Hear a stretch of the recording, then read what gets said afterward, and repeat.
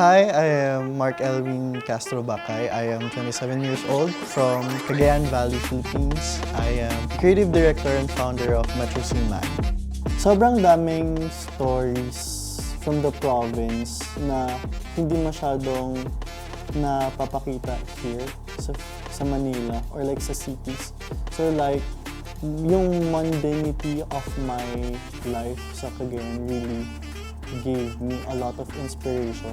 Like, paglalakad ko papuntang school, mga makikita ko sa barbershop, sa mga salon, mga ganyan. Laking laking TV, laking Cinema One, sabi ko nga.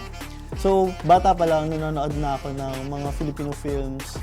Not only Filipino films, but yung mga series sa TV, such as si Raya Wanawari, mga sineskwela, mga ganyan yung pinapanood ko ng bata ako. So parang babad na babad ako sa pop culture growing up.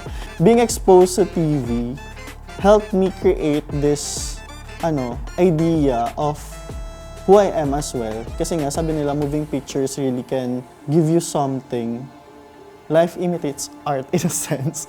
So parang ganon. Tagline ng Metro Scene is for the young, empowered, and free.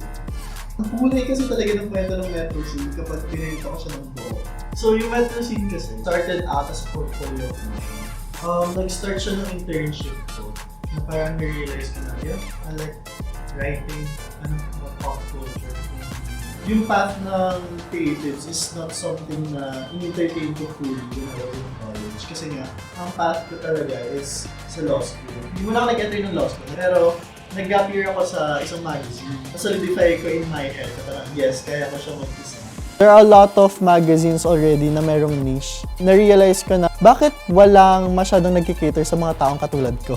Not only that I am queer, but ako yung tao na hindi naman masyadong nakakaangat sa lipunan. So, ayun, nag-focus na ako sa pagbigay ng queer stories. But in a sense, Metro Scene would never be the platform that it is right now without artists that we have collaborated with. As long as na merong batang pwedeng somewhere na kailangan ng inspiration at kailangan ng guidance sa paglaki, bibigyan natin sila ng kwentong bibigyan sa kanila ng inspiration. What lacks sa pag-represent na ng queer stories sa media right now is that we filter it. Gusto ko sana na mas aggressive pa tayo in terms of telling our story. Doon nila magigets, doon magigets ng mga tao on how hard it is to be a queer here in the Philippines. Ayun.